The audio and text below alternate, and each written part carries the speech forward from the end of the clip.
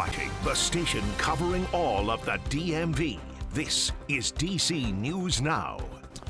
And thank you for joining us for DC News Now at 4. I'm Mark Hall. And I'm Annalisa Gale. Well, another round of winter weather is moving into the region right now. You're taking a live look outside. There it is relatively calm. It's been cloudy most of this Wednesday and a bit chilly. A change is coming. Let's head over to meteorologist Scott Sumner with a check on our forecast. Scott, change is coming. We just talked about them. What do we have to look forward to? Absolutely, Mark and Annalisa. We are going to see weather start to build in. We talked about this yesterday, that the morning hours of your Wednesday and the afternoon would be dry. It was the evening hours that we start to see the precipitation move in. The latest in the forecast models have continued to gradually push that precipitation back a little further into the night, but it still means that we will have some winter weather in the area. It's not like we're going to avoid this system altogether. As far as the winter storm warnings, well, they are ice storm warnings specifically out towards areas that would hold on to some of the coldest temperatures for the longest amount of time, helping to enhance the icy buildup on roads and also on sidewalks and pavements. Now, we do have a winter weather advisory that has, if you were with me yesterday, has been extended to all the DMV. Now we're getting into southern Maryland as well. So right now, temperatures bad, 41 degrees. We have overcast skies here in the district, and we'll see those temperatures slide right down to that freezing mark, which of course will cause some issues for us, not just in DC, but elsewhere across the board. And that's why we're concerned here about an ice buildup in a lot of the different areas here, a lot of towns and communities across the region. We'll talk about that, show you ice accumulation totals potentially in the DMV, and of course your 7-day forecast coming up. All right, thanks so much, Scott. And right now, DC News Now's Liberty Simmons is joining us live on S Street in Logan Circle. Yeah, and Liberty, how are people bracing for the storm right now? Well, Annalisa and Mark, get your ice scrapers ready. You can already see where crews spread salt all over the sidewalks here in preparation for that storm, and people at local hardware stores are stocking up. I heard that there might be snow coming in the next couple days, so I wanted to be ready for it. Mary Mahoney made sure to get salt for her home before the wintry mix moves in. My steps are concrete and they get very slippery, and I don't want to fall. I don't want anybody else to fall. Rain is expected this evening that could turn into freezing sleet into tomorrow. Based on the last snowstorm that the district got, we are getting a lot of customers who want to be ready, who want to be prepared. We found anything you needed? Yes, and more.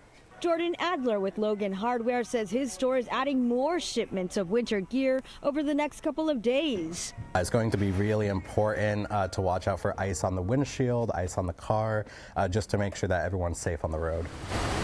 And Bethesda's Snow Snyder's hardware store is also busy with people preparing for the winter storm. I'd rather have this stuff and not use it than not have it and have ice.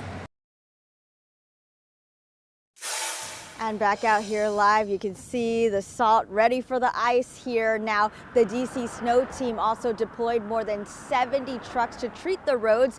And the Maryland Transportation Authority is also treating the toll roads. It is warning drivers to cancel their nighttime travel plans. For now, live here in Logan Circle, Liberty Simmons, DC News Now.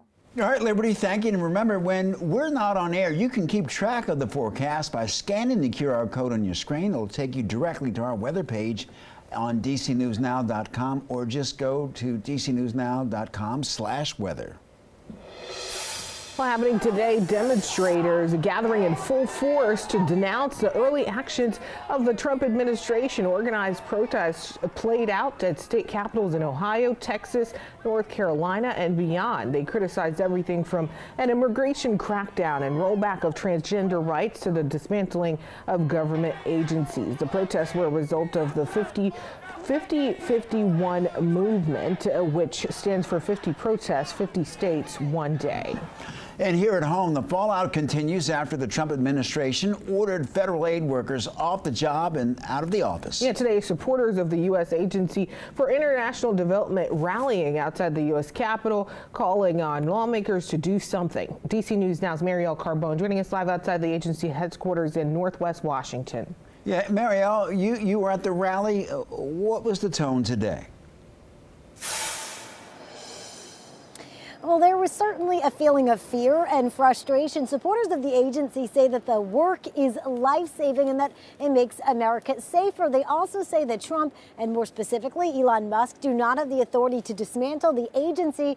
That is a statement the president disagrees with. In the shadow of the U.S. Capitol, signs defending U.S. foreign aid stood high. And we're asking Congress to start doing their job. Andrea Brown came to D.C. from Florida to speak out in support of the U.S. Agency for International Development.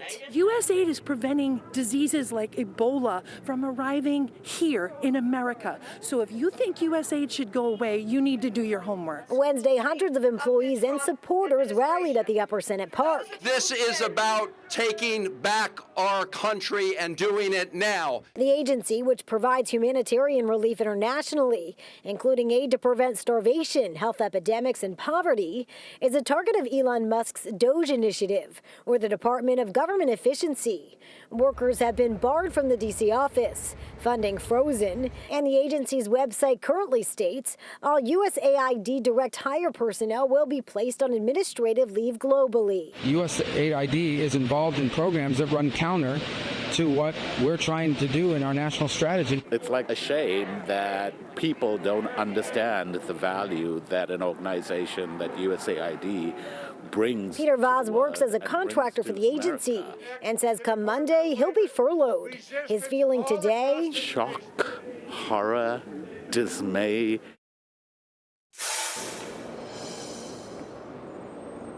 And the president maintains that this is necessary and that he does have the authority to do this. Today, Democratic lawmakers say that they are trying and working towards taking legal action to stop this and other efforts by the Trump administration. Reporting in downtown, I'm Arielle Carbone, DC News Now.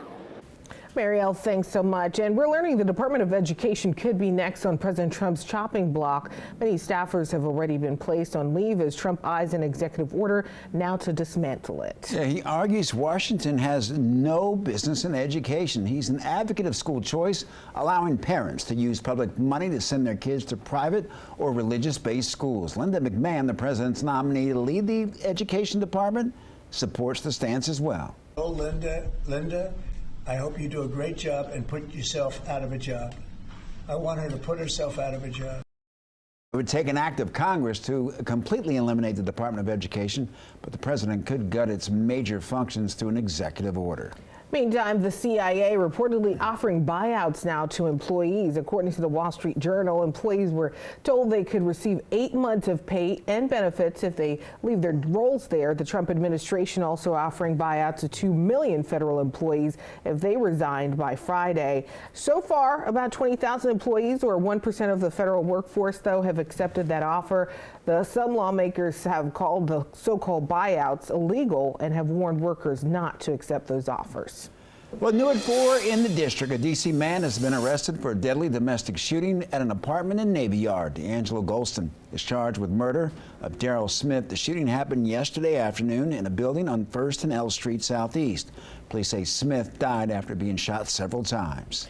In Montgomery County, an investigation is underway after several students were involved in a fight at Walt Whitman High School. Principal Gregory Miller sending a letter home to families after video surfaced showing students throwing punches and violently attacking each other in the school's bathroom. Miller calls the behavior troubling and says the students who engaged in such behavior will face consequences in accordance with the MCPS Code of Conduct.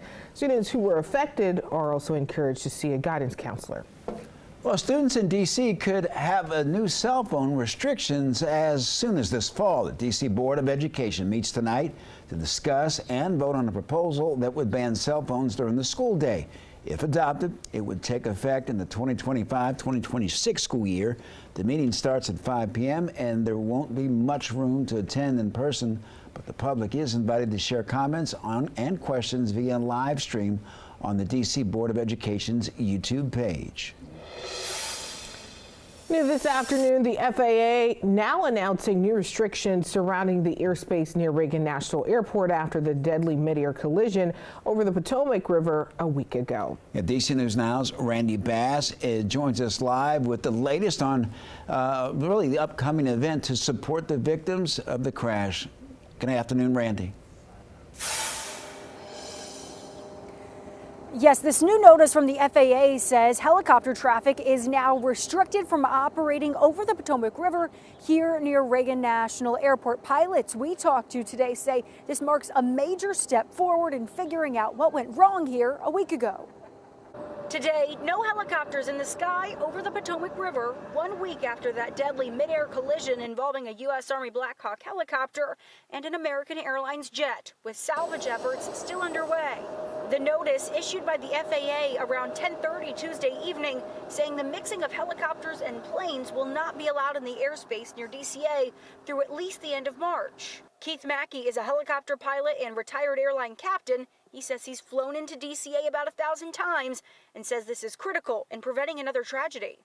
If it's done carefully, we've got control of the situation, whereas right now there's a little question as to the lack of control because neither the tower nor the helicopter pilot was able to, or the airplane pilot was able to prevent the collision.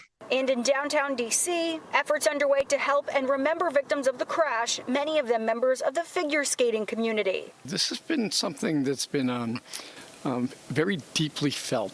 Capital One Arena now set to host a live figure skating tribute benefiting victims' families. The Legacy on Ice announced today. I don't know if this makes it better other than to show the families that we really care. We can help the skating community to figure out what they're going to do to move forward. That event is set for March 2nd, several weeks from today. Tickets are expected to go on sale next week. All proceeds will benefit both first responders and families affected by the crash. At Reagan National Airport, I'm Randy Bass, DC News Now.